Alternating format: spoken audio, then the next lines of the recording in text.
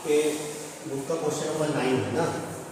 Find the equation of line passing through the points -3, 5 and perpendicular to the line through the points 2, 5 and -3, 6।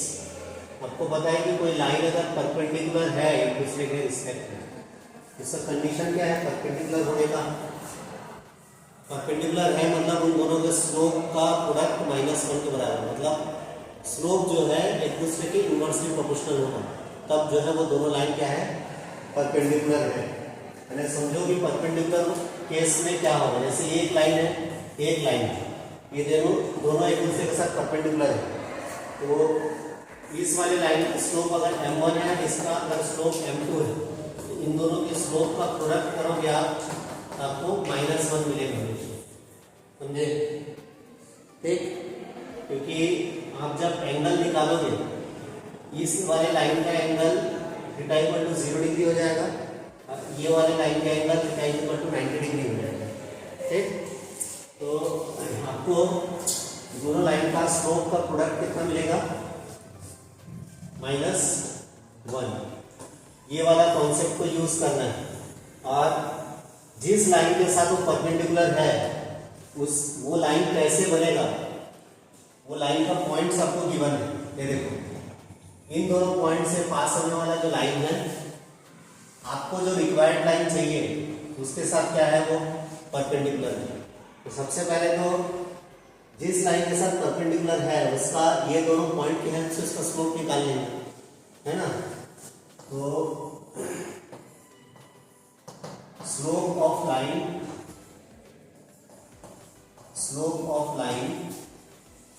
passing through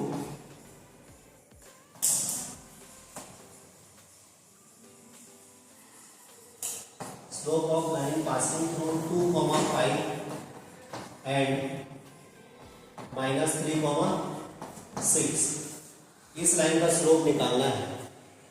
उस line का slope निकालने के लिए हम consider कर लेंगे कि ये जो वैल्यू है इसको हम कंसिडर कर लिए x1, y1 और इसको कंसिडर कर लिए x2, y2। अब इसका स्लोप को हम m1 ले लिए। m1 is equal to slope का फॉर्मूला क्या था y2 - y1 upon x2 - x1। हम लोग देखे थे एक्सिस में लाइन को ड्रॉ करके tan थीटा का फॉर्मूला लगाते थे परपेंडिकुलर बाय बेस, उसी से आया था ये फॉर्मूला। इससे वैल्यू रखोगे, y2 का वैल्यू कितना है 6 माइनस y1 का वैल्यू 5, x2 का वैल्यू -3 और x1 का वैल्यू 2। तो ऊपर ये 6 में से 1 जाएगा तो 1 बचेगा, और ये 1 अपॉन -5 आएगा। ठीक है, देखो तो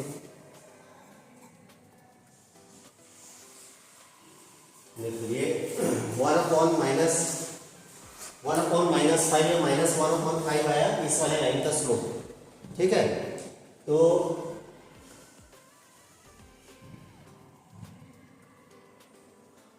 लेट द स्लोप ऑफ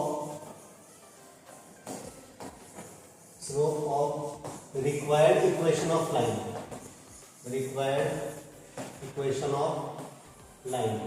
जो रिक्वायर्ड इक्वेशन ऑफ लाइन है उसका स्लोप को हम कंसिडर कर लिए m2। ठीक है, अब आपको पता है कि since both the lines are perpendicular to each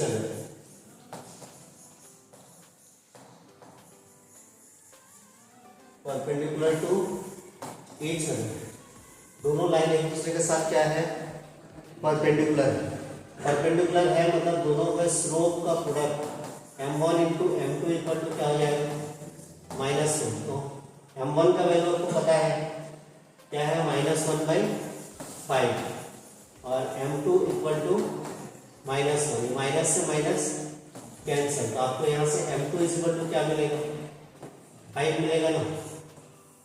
second जो हमको रिक्वायर्ड इक्वेशन ऑफ लाइन है, लाइन चाहिए इसलिए ये वाला find the equation of line passing through the point this. इस पॉइंट से पास होने वाले लाइन का जो स्लोप है वो हमको मिल गया 5। अब एक पॉइंट से पास होने वाला लाइन और उसका अगर स्लोप पता हो तो आप फाइंड आउट कर सकते हो इसका इक्वेशन को।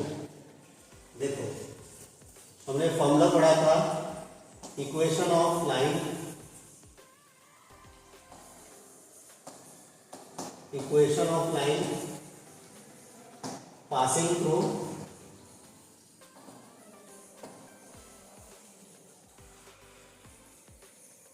Equation of line passing through x1, y1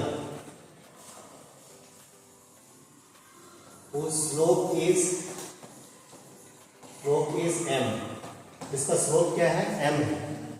ऐसे इक्वेशन ऑफ लाइन क्या होंगे? y minus y1 equal to m x minus x1। तो आपको पता है कि यहाँ पे आपका जो x1, y1 का वैल्यू है वो क्या है? देखो ये दिया है -3, 5।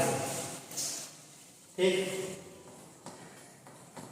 -3, 5 है x1, y1 का वैल्यू। और जो स्लोप है m का वैल्यू जो कि m2 है वो क्या है? 5। अब इसमें वैल्यू रखेंगे, जैसे वैल्यू रखेंगे आपको रिक्वायर्ड इक्वेशन मिल जाएगा। y माइनस y1 का वैल्यू कितना है? 5 है, इक्वल टू m का वैल्यू 5, x माइनस x1 का वैल्यू क्या है? -3। तो माइनस माइनस में क्या हो जाएगा? +3। अब इसको मल्टीप्लाई कर दो, y माइनस 5 इक्वल टू ये 5x और प्लस 15 ऐसा हो जाएगा। अब ये y को इधर लेके जाओ है ना, y को उस साइड लेके जाओगे तो 5x माइनस y है ना, ये 5x y इधर आएगा -y और इधर +15 है और -5 भी इस तरफ आएगा तो +5 इक्वल टू क्या जाएगा?